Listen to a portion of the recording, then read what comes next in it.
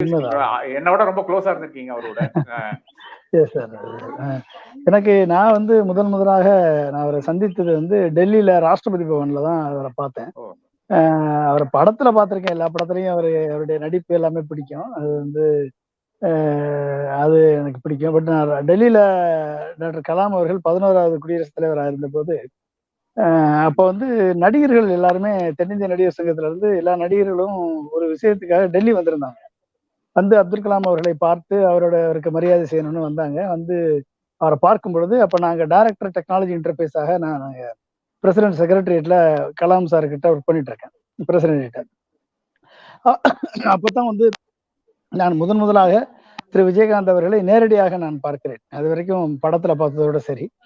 அப்பொழுது அவர் விஜயகாந்த் அவர்களை பார்க்கும் பொழுது டாக்டர் கலாம் அவர்கள் நடிகர்கள் அனைவரையுமே உட்கார வைத்து அவர்களுக்கு நடிகர்கள் எப்படி இந்த நாட்டினுடைய வளர்ச்சிக்கு கான்ட்ரிபியூட் பண்ண முடியும் அப்படின்றதான் அவர் வந்து அவருக்கு சொல்லிட்டு இருக்கார். அவருடைய அனுபவங்களை பகிர்ந்து கொண்டிருக்கிறார்.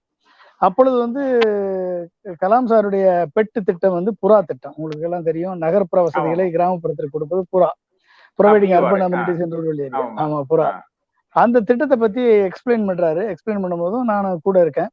அப்ப வந்து அவர் கூப்பிட்டு, நீ விஜயகாந்துக்கு அதை பத்தி டீட்டெயில்ஸ் எல்லாம் நீ கொடு அப்படின்றாரு. ஏன்னா நான் தான் அதை கூட இருந்து அதை டிராஃப்ட் பண்ணது நான் தான். அப்ப வந்து நீ விஜயகாந்த் அவருக்கு கொடு, நடிகர்கள் வந்து இந்த இந்த இது சார்ந்த கருத்துக்களை மக்கள் மத்தியில ஒரு விழிப்புணர்ச்சியா கொண்டு போய் சேர்க்கட்டும் அவர்கள் நடிக்கிற படங்கள்ல. அது மூலமாக வந்து மக்கள் மத்தியில ஒரு விழிப்புணர்ச்சி வரட்டும் அப்படின்னு சொல்லி அவரு சொன்னாரு. அப்பதான் எனக்கு முதலாக பழக்கம். அப்பெல்லாம் ஒரு அரசியல் கட்சியெல்லாம் ஆரம்பிக்கல. அப்ப நடிகரா தான் இருந்தார். அப்ப எம்எல்ஏ கூட இல்லை நினைக்கிறேன். அதுக்கப்புறம் தான் அவர் தனியாக நின்று அரசியல் கட்சி ஆரம்பித்து அதுக்கப்புறம் அவர் எம்எல்ஏவாக நின்று ஒரு தொகுதியில வெற்றி பெற்று ஜெயிச்சார். அப்பதான் அதுக்கு அந்த நம்ம சமயத்துல மாற்று சிந்தனை கொண்ட நண்பர்கள், வெளிநாடுகளில் இருக்கக்கூடிய நண்பர்கள், சிங்கப்பூர்ல இருந்து திரு வேல்முருகன் போன்ற நண்பர்கள், அப்புறம் இங்க மதுரையில நாகேந்திரன், இந்த மாதிரி நண்பர்கள் எல்லாரும் நீங்க விஜயகாந்தை சந்திக்கணும், சந்திச்சு அவரை பேசணும், அவருக்கு நீங்க கைட் பண்ணணும் அப்படின்லாம் சொன்னாங்க. அது சம்பந்தமா ஒரு வாய்ப்பை உருவாக்கி கொடுத்தாங்க. அப்போ வந்து நான் சென்னை வரும்பொழுது பாக்குறேன்னு சொல்லியிருந்தேன். இப்ப சென்னை வந்து அவர் வீட்டுக்கு போனேன். அப்பதான் கட்சி ஆரம்பிச்ச சமயம். அப்ப வந்து அவர் வீட்டுக்கு சென்று ஒரு நாள் முழுக்க அவரோட இருந்தேன். நான் வீட்டுல ஒரு நாள் முழுக்க இருந்து திரு விஜயகாந்த் அவர்களும் திருமதி பிரேமலதா விஜயகாந்த் அவர்களும் 2 பேருமே என் கூட இந்த அரசியல் கொள்கைகள் எப்படி வடிவமைப்பது, என்ன பிரச்சனை, தமிழ்நாட்டுல என்ன பிரச்சனை, இந்தியா லெவல்ல என்ன பிரச்சனைகள்லாம் இருக்கு, இதெல்லாம் எப்படி சரி பண்ணுவது, நம்ம அரசியல்காரன் ஆரம்பிச்சா ஜெயிக்க முடியுமா, இது எந்த அளவுக்கு நம்ம இதை வந்து கொண்டாட முடியும், எப்படிப்பட்ட கொள்கைகளை மக்கள் மத்தியில் எடுத்துட்டு போறது, என்னென்ன திட்டங்களை நம்ம தீட்டி இந்த செயல்படுத்துறது என்பதை பற்றி ஒரு நாள் முழுக்க விவாதித்தோம். அப்ப மதிய உணவெல்லாம் அவரோட தான் சாப்பிட்டோம். அதை சாப்பிட்டு அன்னைக்கு ஃபுல்லா டிஸ்கஸ் பண்ணோம். அன்னைக்கு தான் நான் முதலாக விஜயகாந்தோட நீண்ட நேரமாக டிஸ்கஸ் பண்ணேன். இடையில கூட வெளியே அவர் போயிட்டு வந்தாரு. அப்புறம் இப்படி ஒரு நல்ல மனிதர், அவருடைய ஒரு வெள்ளந்தியான ஒரு உள்ளம் கொண்டவர், ஒரு அன்பு, ஒரு பாசம், மக்களுக்கு நம்ம ஏதாவது செய்ய முடியுமா, நம்மளால ஏதாவது ஒரு மாற்றத்தை கொண்டாட முடியுமா என்ற ஒரு எண்ணம் கொண்டவராக அவரைத்தான் நான் பார்த்தேன். நான் ஒரு குழந்தை உள்ளம் கொண்டவராக, ஒரு நல்ல எண்ணம் கொண்டவராக தான் நான் அப்ப பார்த்தேன். ஸோ அதுக்கப்புறம் அடிக்கடி நாங்கள் ஏதாவது தற்செயலாக சந்தித்துக் கொள்வது உண்டபடிய குறிப்பான ஒரு சந்திப்பு இல்லை. அதுக்கப்புறம் வந்து உங்களுக்கெல்லாம் தெரியும், 2011 அதிமுக தேமுதிக கூட்டணி வந்த பிறகு ஒரு நாள் வந்து அன்னைக்கு ஜெயலலிதா அம்மா அவர்கள் வந்து லிஸ்ட் ரிலீஸ் பண்ணிட்டாங்க. முதல் நாள் நைட்டு எம்எல்ஏ லிஸ்ட், உங்களுக்கு எல்லாம் தெரியும்.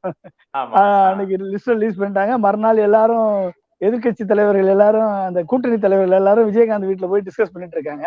நான் போயஸ் கார்டன்ல இருக்கேன். அன்னைக்கு வந்து நான் வந்து போயஸ் கார்டன்ல டாக்டர் கலாம் அவர்களது ஆலோசனையின் பேர்ல ஜெயலலிதா அவர்கள் கூப்பிட்டு நான் போய் அங்க வந்து ஒரு விஷன் ஃபார் தமிழ்நாடு அப்படின்ற இதை வந்து அவங்களுக்கு ஜெயலலிதா அவர்கள்ட்ட கொடுத்துட்டு இருக்கேன். அப்ப வந்து இங்க வெரி ஹெக்டிக் டிஸ்கஷன் அவர் விஜயகாந்த் அவர்கள் வீட்டுல நடந்துட்டு இருக்கு. அப்ப வந்து நான் வந்து அங்க வந்து ஒரு 1.25 மணி நேரம் மேடம் ஜெயலலிதா அவர்களோட சேர்ந்து அன்றைக்கு சசிகலா அவர்கள், அப்புறம் வந்து ஒரு ஓபிஎஸ், அப்புறம் நம்ம ஜெயக்குமார், அப்புறம் தம்பிதுரை, விஸ்வநாதன், அப்புறம் வந்து அப்புறம் செம்மலை, இவங்க எல்லாம் இருந்தாங்க. அவங்களுக்கு நான் பிரசன்ட் பண்றேன், ஒரு 1.25 மணி நேரம் பிரசன்ட் பண்ணி, அப்புறம் அதைத்தான் தேர்தல் அறிக்கை அவங்க எடுத்துக்கிட்டு எலெக்ஷன்ல நின்று ஜெயிச்சாச்சு. கூட்டணியெல்லாம் அப்புறம் ஒன்னாயிருச்சு, அப்புறம் ஒன்னா சேர்ந்து நின்னாங்க, அப்புறம் ஜெயிச்சுட்டாங்க. ஜெயிச்ச பிறகு எனக்கு வந்து அன்றைய மேடம் ஜெயலலிதா அவர்கள் வந்து தாஜ் கவர்மெண்ட்ல ஒரு மதிய விருந்து கொடுத்தாங்க எல்லாத்துக்கும். அப்ப வந்து என்னையும் அழைச்சிருந்தாங்க, நீங்க கண்டிப்பா வரணும்னாங்க. நானும் அந்த விருந்துக்கு சென்றேன். அந்த பதவியேற்பு விழாவில் கலந்துக்கிட்டு அந்த விருந்துக்கு போயிருந்தேன். விருந்துக்கு போனப்ப அங்க வந்து அன்றைய குஜராத் முதல்வர் நரேந்திர மோடி, அப்புறம் வந்து விஜயகாந்த், மற்றும் கூட்டணி கட்சி தலைவர்கள் எல்லாருமே இருந்தாங்க. அவங்க எல்லாருக்கும் என்னைய ஜெயலலிதா அவர்கள் இன்ட்ரோடியூஸ் பண்ணாங்க. நம்ம அதிமுக வெற்றி பெற்றதற்கு ஒரு ஒன் ஆஃப் த ரீசன் வந்து திரு பொன்ராஜ் பண்ணி கொடுத்த தேர்தல் அறிக்கையும் ஒரு காரணம் அப்படின்னு சொல்லி என்னைய அவங்களுக்கு எல்லாத்துக்கும் இன்ட்ரோடியூஸ் பண்ணாங்க. அப்ப விஜயகாந்த் சொன்னாரு, அம்மா எனக்கு பொன்ராஜ் நல்லா தெரியும், என்னுடைய நண்பர், நான் டெல்லி போகும்போதெல்லாம் அடிக்கடி பேசியிருக்கேன், சந்திச்சிருக்கேன், எனக்கு ரொம்ப ஹெல்ப் பண்ணியிருக்காரு அவரு அப்படின்னு சொல்லி அவர் இன்ட்ரோடியூஸ் பண்ணாரு. அப்ப அது மாதிரி பல்வேறு அரசியல் நிகழ்வுகள்ல வந்து எனக்கு அவருக்கும் நல்ல ஒரு நட்பு உறவு இருந்தது. அதை தொடர்ந்து அதுக்கப்புறம் வந்து நீங்க பாத்தீங்கன்னா 2014 பாராளுமன்ற தேர்தல். அப்ப வந்து நம்ம இந்த இலங்கை தமிழர் பிரச்சனைக்காக காங்கிரஸ் மேல நமக்கு எல்லாத்துக்கும் ஒரு கோபம் இருக்கு. அந்த கோபத்துல அப்புறம் ஊழல், அப்புறம் அந்த இலங்கை தமிழர் பிரச்சனைக்கு அவர்கள் செய்த அந்த விஷயங்கள்னால நமக்கு இருந்த கோபத்தினால ஒரு ஒரு மாற்று சக்தி வரணும், ஒரு டெவலப்மெண்டல் அஜெண்டா வரணும்னு சொல்லி மோடி அவர்களோட நான் வந்து ஒரு 10 வருட காலம் அவருடைய பல்வேறு திட்டங்களை தொடங்கி வைத்திருக்கிறார் அப்துல் கலாம் அவர். அதுல கூட பயணிச்சிருக்கேன், அவருக்கு எனக்கு நல்லா தெரியும். அப்ப வந்து ஒரு டெவலப்மெண்டல் ஐக்கான தான் அவரை ப்ரொஜெக்ட் பண்ணாங்க. அப்படித்தான் அவரும் நடந்து கொண்டாங்க. ஒரு டீசென்ட்ரலைஸ்டு, இப்ப நீங்க பாத்தீங்கன்னா குஜராத்ல அவர் ஒரு எல்லாருக்குமே ஒரு டீசென்ட்ரலைஸ்டு அட்மினிஸ்ட்ரேஷன் பண்ணிட்டு இருந்தார். அப்ப வந்து எனக்கு மோடி நல்லா தெரியும். அப்ப வந்து ஜூன் 13 ஜூன் மாசம் வந்து அவர் தேர்தல் பிரச்சார தலைவரா நியமிச்சிருந்தாங்க அவர். அப்ப வந்து பிரைம் மினிஸ்டர் கேண்டிடேட் அனௌன்ஸ் பண்ணல. அப்ப 2013 ஜூன்ல. அப்ப வந்து நான் அவரோட போய் ஒரு பேசினாரு. ஒன் டே ஃபுல்லா வந்து நாங்க இந்தியாவை எப்படி ஒரு டெவலப்மெண்டல் பார்த்து கொண்டு போறது, எப்படி டெவலப்டு இந்தியா மாத்துறது, எப்படி எக்கனாமிக்கலி டெவலப்டு நேஷனா மாத்துறது ஒன் டே செமினார் நடந்துச்சு. டாக்டர் கலாம் அவர்களும் நானும் நரேந்திர மோடிக்கு நாங்க பிரசன்ட் பண்ணோம் இங்க. அப்ப அன்றைக்கு ஒரு நாள் ஃபுல்லா என்னை கூட இருந்து வான்னு சொல்லிட்டு வந்துட்டாரு. கலாம் சார் கிளம்பிட்டாரு, நான் இருந்தேன். அப்ப நானும் மோடி அவர்களும் ஒரு 15 நிமிஷம் தனியா பேசி, தமிழ்நாட்டுல ஜெயலலிதா அம்மா வந்து கூட்டணிக்கு வரமாட்டாங்க, இப்ப என்ன பண்றது, எப்படி கூட்டணி அமைக்கிறதுன்னு என்கிட்ட தனிப்பட்ட முறையில கேட்டாரு. அப்ப வந்து கண்டிப்பா அம்மா வரமாட்டாங்க, உங்களோட ஜெயலலிதா அம்மா வர்றதுக்கு வாய்ப்பு இல்ல, உங்களோட ஃப்ரெண்ட்லியா இருப்பாங்களோ ஒழிய பிஜேபியை சேர்த்துக்கிட்டா தமிழ்நாட்டுல ஜெயிக்க முடியாதுங்க. பிஜேபி பண்ணக்கூடிய அரசியல் தமிழ்நாட்டுக்கான அரசியல் கிடையாது, அதனால அது செய்ய முடியாது, ஜெயிக்க முடியாது. அப்ப என்ன செய்யலாம் சொல்லு அப்படின்னு கேட்டார். அப்ப நாங்க பேசும்போது டைம் இல்ல, நீ வந்து ஒரு நாள் வா கூட வந்து ஒரு ஒன் டே யூ கம் அப்படின்ட்டு நெக்ஸ்ட் வீக் வான்னு சொல்லி சொன்னாரு. நான் அடுத்த வாரம் அவர் ஒரு டேட் கொடுத்தாரு. அந்த டேட்டுக்கு குஜராத் காந்தி நகர் போயிருந்தேன். காந்தி நகர் போய் ஒரு மாற்று கூட்டணி அமைப்போம் அப்படின்னு சொல்லி பேசும்பொழுது அப்பொழுதுதான் யாரெல்லாம் இருக்காங்க மாற்று கூட்டணிக்குன்னு பேசும்பொழுது அப்ப வைகோ இருந்தாரு, அப்புறம் விஜயகாந்த் இருந்தாரு, பிஎம்கே இருந்தாங்க. எனக்கு வந்து வைகோவும் தெரியும், விஜயகாந்தும் தெரியும். அதனால நண்பர்கள்ன்றதுனால உடனே நான் வந்து வைகோவுக்கு போன் போட்டு ஒரு 45 நிமிஷம் நானும் மோடி அவர்களும் தனித்தனியா 1 to 1 பேசிட்டு இருந்தோம். அப்ப வந்து உடனே வைகோவுக்கு போன் போட்டு ஒரு 1 to 1 போன் பண்ணி கனெக்ட் பண்ணேன் வைகோவை. பேசி அப்ப கூட்டணி முடிவாச்சு. அப்ப இது எப்ப நடக்குது அப்படின்னா ஜூன் மாசம் நடக்குது. ஜூலைல நடக்குது. 2013 ஜூன் ஜூலைல நடக்குது. தேர்தல் 2014 மே மாசம் நடக்க வேண்டியது. அப்ப உடனே விஜயகாந்துக்கு ட்ரை பண்ணுவோம், விஜயகாந்த் கிடைக்கல. அப்ப வந்து நீ சொன்னாரு, நீங்க விஜயகாந்தை நீங்க நேரடியா சந்திச்சு பேசிட்டு எனக்கு தகவல் சொல்லுங்கன்னாரு. அப்புறம் நேரடியா வந்து சந்திச்சு இவங்ககிட்ட அதை மோடிட்டு பேசுனதெல்லாம் டிஸ்கஸ் பண்ணேன். அப்ப அவங்க ரொம்ப ஒரு ஆர்வத்தோட அவங்க இது செய்யலாம், நம்ம பண்ணுவோம், நம்ம எலெக்ஷன் வரும்போது நம்ம அதை பத்தி பேசிடலாம், நீங்களும் சொல்லிருங்கன்னாங்க. இப்ப நான் கம்யூனிகேட் பண்ணிட்டேன். ஒரு நாள் டிசம்பர் 31 எனக்கு போன் வந்தது. மோடி அவர்கள் நேரடியா என்கிட்ட பேசினாரு தொலைபேசியில. பேசி நான் வந்து கூட்டணியை முடிவு பண்ணணும், 2014 தேர்தலுக்குள்ள கூட்டணி முடிவு பண்ணணும், நீ உடனடியா விஜயகாந்த் பேசிட்டு எனக்கு நாளைக்கு கூப்பிடு அப்படின்னாரு. உடனே நான் கிளம்பி சென்னை போய் அவர்கிட்ட விஜயகாந்தை சந்திச்சு பிரேமலதா அவர்களை சந்திச்சு இந்த மாதிரி மோடி கேட்கிறாரு, நீங்க பேசுறீங்களா, அவர் கேட்கிறாரு, அவர் பேசணும்னு சொல்றாரு, பேசுறீங்களான்னு சொன்னேன் நான். அப்புறம் அவங்க எல்லாம் பேசிட்டு நாங்க வந்து செயற்குழு பொதுக்குழுல கூட்டி முடிவெடுத்து நாங்க சேர்றதை பத்தி நாங்க அனௌன்ஸ் பண்றோம்னாங்க. சரின்ட்டு அதை கம்யூனிகேட் பண்ணிட்டேன். அப்புறமேலு கூட்டணி வந்துச்சுன்னு வைங்களேன். அப்புறம் கூட்டணி வந்துச்சு. இதெல்லாம் நான் பேக்ரவுண்ட்ல இருந்த யாருக்கும் வெளியே தெரியாது. இன்னைக்கு வரைக்கும் தெரியாது வெளியே, எத்தனை பேருக்கு தெரியுமான்னு தெரியாது எனக்கு சொல்றேன். சோ இதெல்லாம் வந்து நடந்துச்சு. அப்புறம் எலெக்ஷன் வெற்றி வந்தது. அப்புறம் டெல்லிக்கு வந்தாங்க. அங்க டெல்லியில வந்து பிரேமலதாவும் அவர் விஜயகாந்த் அவரோட பதவியேற்பு விழாவுக்கெல்லாம் வந்தாங்க. வந்த பிறகு நாங்க நைட்டு டின்னருக்கு மீட் பண்ணோம். டின்னருக்கு மீட் பண்ணி வி ஹேட் அ டிஸ்கஷன். எப்படி இப்ப என்ன கூட்டணி கட்சியா இருக்கு, நம்ம எந்தெந்த பதவிகள் ஏதாவது கேட்கலாமா, ஏதாவது செய்யலாமா மோடி கிட்ட அப்படின்னு கேட்கும் பொழுது, நானும் சில முக்கியமான மக்களுக்கு நலன் தரக்கூடிய சில போர்டு மெம்பர்ஷிப் எல்லாம் நீங்க கேளுங்க அப்படின்னு சொல்லி நான் சில ஆலோசனை எல்லாம் சொன்னேன். இப்ப இதெல்லாம் நடந்துச்சுன்னு வச்சுக்கோங்களேன். இதெல்லாம் நடந்தது. அதுக்கப்புறம் கடைசியா நான் அவர் பார்த்தது வந்து சேலத்துல ஒரு ஹோட்டல்ல ஒரு 5 வருஷத்துக்கு முன்னால ஒரு உடல்நலம் நலிவடைந்து அவரால் எந்திரிச்சு நடக்க முடியாத அளவுக்கு தான் நான் ஒரு நிகழ்ச்சிக்காக போயிருந்தேன். அப்ப அதே ஹோட்டல்ல அவரும் தங்கியிருந்தாரு. அப்பதான் அவரை நான் கடைசியா நேரடியாக பார்த்தேன். ஒரு நல்ல மனிதர், ஒரு அன்பான மனிதர். ஒரு எம்ஜிஆருக்கு அப்புறம் ஒரு 10% ஓட்டை வாங்கிய ஒரே நடிகர் அவர் மட்டும்தான், வேற யாரும் கிடையாது. நீங்க சொன்னது மாதிரி வேற யாருமே இதுவரைக்கும் அந்த சாதனையை படைத்ததில்லை. சோ அப்படிப்பட்ட ஒரு நல்ல மனிதரை நம்ம இழந்துட்டோம் தான் நான் நினைக்கிறேன். அது வந்து அரசியல்ல அவர் ஜொலிக்காம போனதுக்கு பல்வேறு காரணங்கள் இருக்கலாம்.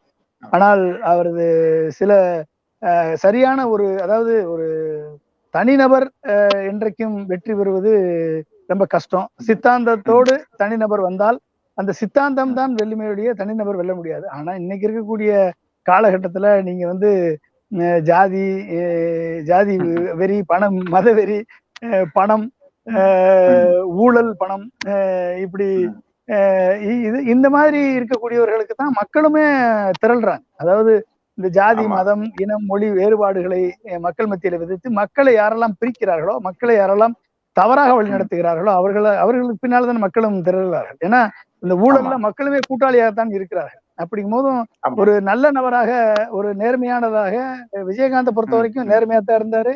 ஒரு நல்ல மனிதராக இருந்தார். ஒரு அன்புள்ளம் கொண்டவராக இன்னைக்கு சினிமா துறையிலேயே ஒரு மிகப்பெரிய சாதனைகளை படைத்தவராக அவர் நடிகர் சங்க கடன் அடைத்தார். ஒவ்வொரு நடிகர்களுக்குமே எம்ஜிஆருக்கு பிறகு ஒரு வள்ளலாகத்தான் அவர் தெரிந்தார். எப்பொழுதுமே அவர் வீட்டுல சோறு போடுவாருன்னு சொல்லி கேள்விப்பட்டிருக்கோம். எல்லா நடிகர்களும் சொல்றாங்க.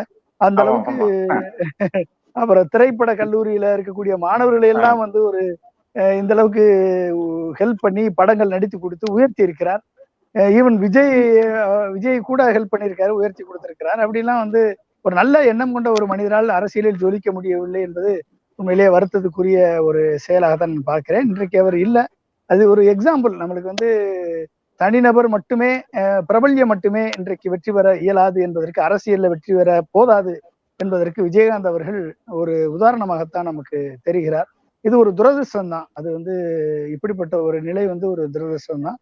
இதையெல்லாம் வரக்கூடிய எதிர்காலத்தினுடைய அரசியல் சக்திகள் மனதிலே கொள்ள வேண்டும், உணர வேண்டும். இதையும் தாண்டி ஜாதி, மத, இன, மொழி வேறுபாடு, ஊழல், பணம் இதெல்லாம் தாண்டி ஒருத்தர் வந்து ஜனநாயக ரீதியா, ஒரு சமதர்ம ரீதியா, ஒரு சமூக நீதி சிந்தனையோட இதெல்லாம் வந்தாதான் ஒரு மாற்று சக்தியா வர முடியும். இல்லைன்னா கஷ்டம் தான். அதுதான் நினைக்கிறேன். ஆமா, அது வந்து நீங்க சொன்ன மாதிரி ஒரு மக்கள் நல கூட்டணி வந்து இல்லைன்னா அது வந்து நீங்க திமுகவோட சேர்ந்திருந்தா திமுக தான் ஆட்சி அமைச்சிருக்கோம் அந்த நேரத்துல. இல்ல தனித்து நின்றிருந்ததும் இந்த எல்லா பேரும் சேர்ந்தது மக்கள் நல கூட்டணி எத்தனை 4 கட்சி சேர்ந்திருக்கும் பொழுது அவர்கள் ஏற்படுத்திய தாக்கம் அதிமுகவுக்கு சாதகமாகத்தான் அது போயிருக்கிறது. மேபி அது ஒரு ஸ்ட்ராட்டஜிக் மிஸ்டேக்கா இல்ல வந்து அது அது வந்து ஒத்து போக முடியாத ஒரு நடைமுறை சிக்கலா அப்படின்றது தெரியல. ஆனா சார் ஆர்கே சார் சொன்னது மாதிரி அவர் ஏற்றுக்கொண்ட கொள்கையில வந்து அவர் என்னைக்குமே அவர் பின்வாங்கல. அவர் வந்து ஒரு தைரியமா முன்னாலதான் நடை போட்டு சென்றிருக்கிறார். அது வந்து அது உண்மையிலேயே ஒரு வீரத்திற்கான, ஒரு விவேகத்திற்கான ஒரு இலக்கணமாகத்தான் அவர் விஜயகாந்த் இருந்திருக்கிறார். என்றைக்கு ஒரு அநீதி அப்படின்னு பார்த்துட்டா உடனே அதை எதிர்த்து அவர் குரல் கொடுக்க தவறியது இல்லை. அது வந்து பத்திரிகைகளா இருந்தாலும் சரி, இல்ல வந்து அது அரசியலாக இருந்தாலும் சரி, யாரா இருந்தாலும் சரி, அவர் வந்து அவரது குரலை ஓங்கி ஒழிக்க அவர் தவறியதே கிடையாது. அந்த அளவுக்கு ஒரு தைரியத்தோட, ஒரு தன்னம்பிக்கையோட அவர் அவர் செயல்பட்டு இருக்கிறார். ஆனால் என்ன, அவருக்குரிய சரியான ஒரு பேக்கப் இல்லை. அவருக்கு பின்னால இருந்த எம்எல்ஏக்கள் எல்லாம் அதிமுகவுக்கு சென்று 7 பேர் போனாங்க. அதெல்லாம் வந்து அவருக்குள்ள ஒரு மன தாக்கத்தை, அதாவது ஈஸியா ஒரு தைரியமா இருக்கக்கூடியவங்க கூட இந்த மனசு வந்து இந்த துரோகத்தை தாங்கிக் கொள்ள முடியாத ஒரு மனசு எல்லாம் இருக்கு. அதெல்லாம் வந்து ஒரு ஸ்ட்ரெஸ் அவருக்குள்ள கிரியேட் பண்ணியிருக்கலாம். அது வந்து அந்த அந்த அந்த மாதிரியான ஒரு வாய்ப்புகள்லாம் ஏற்பட்டுச்சு. அப்ப ஒரு ஒரு அரசியல் இயக்கத்தை கட்டமைக்கும் பொழுது இந்த மாதிரி ஸ்ட்ரெஸ் இப்ப கலைஞருக்கு ஏற்படாத ஸ்ட்ரெஸ்ஸா? எம்ஜிஆர் கிட்ட வந்து போகாதவங்களா? வைகோ பிரிஞ்சு போனப்ப கலைஞருக்கு எம்ஜிஆர் பிரிஞ்சு போனப்ப கலைஞருக்கு ஏற்படாத ஸ்ட்ரெஸ்ஸா? இல்ல வைகோ பிரிஞ்சு போனப்ப கலைஞருக்கு ஏற்படாத ஸ்ட்ரெஸ்ஸா? இந்த ஸ்ட்ரெஸ் எல்லாம் தாங்கி வரக்கூடிய ஒரு கட்டமைப்பை கொண்ட ஒரு இயக்கத்தை வந்து அவரு கட்டியமைக்கவில்லை. மக்கள் ஆதரவு இருந்தது. மக்கள் ஆதரவு இல்லைன்னா வெறும் ரசிகர்களை மட்டும் வச்சுக்கிட்டு 10% வாங்கியிருக்க முடியாது. கண்டிப்பா முடியாது. மேபி அது 2% 3% தான் இருக்கும். அப்ப மக்கள் ஆதரவு வந்து ஒரு மாற்று சக்தி வேண்டும். அது வந்து விஜயகாந்தனுடைய ஒரு நல்ல எண்ணம், ஒரு உதவக்கூடிய ஒரு உள்ளம், அவருக்கு ஏற்பட்ட ஒரு தைரியமா இப்ப எத்தனை நடிகர்கள் தைரியமா களத்துல இறங்கியிருக்காங்க சொல்லுங்க பாப்போம். எத்தனை பேரு? அப்ப தைரியமா களத்துல இறங்கி அது கொண்ட கொள்கைகளுக்காக எதிர்த்து நின்று போராடக்கூடிய வல்லமை பெற்றவர்கள்ல எம்ஜிஆருக்கு அடுத்து விஜயகாந்த் தான் நம்ம சொல்ல முடியும். அந்த அளவுக்கு வந்திருக்கார். அதனாலதான் இந்த இந்த ஒரு என்னங்க திமுகவையே நீங்க தள்ளி எதிர்க்கட்சி தலைவராக வர முடியும் என்று நிரூபித்துட்டார்ல. அது வந்து நிரூபித்து என்ன அந்த எதிர்க்கட்சி சட்டசபையில எடுத்து ஆரம்ப காலகட்டத்திலேயே ஜெயலலிதா அவர்களோடு ஒரு மோதல் போக்கு வந்ததுதான் அது ஒரு பின்னடைவா போய் அது வந்து கட்சியவே உடைக்கக்கூடிய நிலைக்கெல்லாம் சென்று அது வந்து பல்வேறு சிக்கல்களுக்கு ஆளாகி அது வந்து போயிடுச்சு. அதை தாங்கி நிற்கக்கூடிய அளவுக்கு கட்சியை கட்டமைப்பதற்கு அவர் தவறிவிட்டார் என்றுதான் கருதுகிறேன். ஏன்னா அந்த அளவுக்கு ஒரு பலம் வாய்ந்த ஒரு கட்சியை, ஒரு கட்டமைப்பை சார் கூட சொன்னாரு இன்டலெக்சுவலா அவர் மட்டும்தான் இன்டலெக்சுவலா இருந்தாரு ஒழிய அவர் ஒரு இன்டலெக்சுவல் ஒரு சிஸ்டம் ஒரு சிஸ்டம் பேக்கப்போ ஒரு ஒரு சரியான ஒரு டீமை வந்து அவர் இழந்து விட்டார். இல்லைன்னா கட்டமைக்க தவறி விட்டார். அதுதான் அதனுடைய இவ்வளவு தூரம் பின்னடைவுக்கு காரணமாகத்தான் நான் பார்க்கிறேன். எனது ஆழ்ந்த இரங்கலை நான் விஜயகாந்த் அவர்களுக்கும் அவர் குடும்பத்தாருக்கும் பிரேமலதா விஜயகாந்த் அவர்களுக்கும் மற்றும் அவர் மகன்களுக்கும் திரு சுதீஷ் அவர்களுக்கும் தேமுதிக நண்பர்களுக்கும் மற்றும் மக்களுக்கும் திரையுலக நண்பர்களுக்கும் எனது ஆழ்ந்த இரங்கலை நான் தெரிவித்துக் கொள்கிறேன். வணக்கம். வணக்கம் சார்.